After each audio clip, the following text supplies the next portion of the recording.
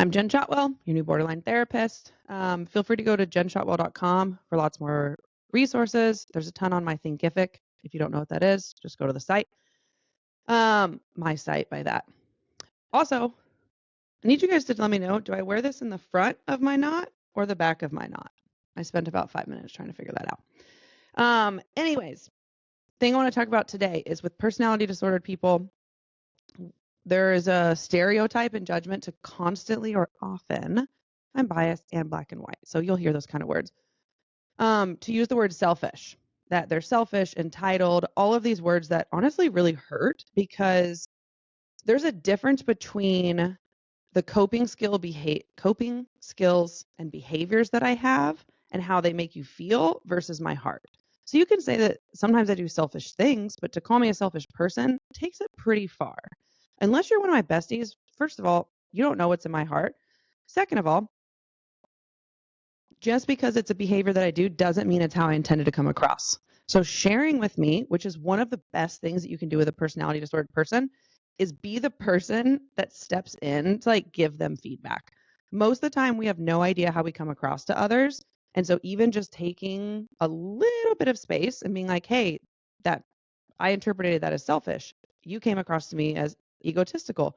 That helps me and my clients and my other people, like friends that have personality disorders, that helps us understand how to work with you better. So when you guys think that we're being selfish and entitled, most of the time it's a filter of either not understanding what's going on and or self-orientation. So I tell my clients all the time, you're most likely not selfish, you're self-oriented. And this goes for narcissists too. If you've ever really gotten to the heart of a narcissist, they are just as insecure as every single other person. They just cope with it differently by doubling down on behaviors that make them come across as confident. They are not very confident at all, actually. And narcissists and all of us can actually heal. So if I'm doing something, it might be self-oriented. So in high school, all the time, I wanted shotgun. I'm a tall person. I also just like shotgun. We all do. To the point where I even had in my car rules for shotgun that me and all of our friends had. And so later I learned that that's not normal to have rules for shotgun in the glove box of all your friends' cars. But again, that's my borderline. So for me, I would call shotgun every single time. I didn't care if we were going on a short trip, long trip. I always called shotgun. And it wasn't until one of my friends was like, dude, you're so selfish. And first I felt so sad because I was like, my best friend's calling me selfish and I'm not.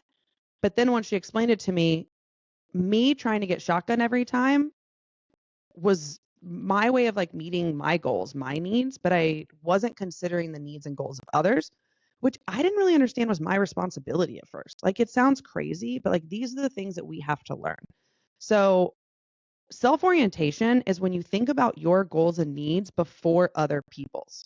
Selfish is when you refuse to think about other people's needs and goals. So self-orientation is, I call shotgun because that's what I want, and those are my goals. But then if somebody else is like, yo, Jen, you've had shotgun a ton, I'm a nice person. I'll be like, oh, yeah, my bad. Or let's switch every 30 minutes if it's a long road trip. But if you don't have the courage, the whatever we want to call it, to give me the feedback, I'm going to continue to come across that way. And there's been a lot of people who have years of data points that try to tell me who I am. And that's where we get depressed and anxious. When I know that I'm actually a really kind, one of the most generous people that I've met, thank you. Self-orientation is about meeting my goals and needs. Selfishness is refusing to see yours. If you can show me yours and I still refuse them, then we can have the selfish talk. But most personality disordered people are actually very kind. They're just missing the data point of understanding what your needs and goals are. So give us the feedback. We'd love to know. And that's it.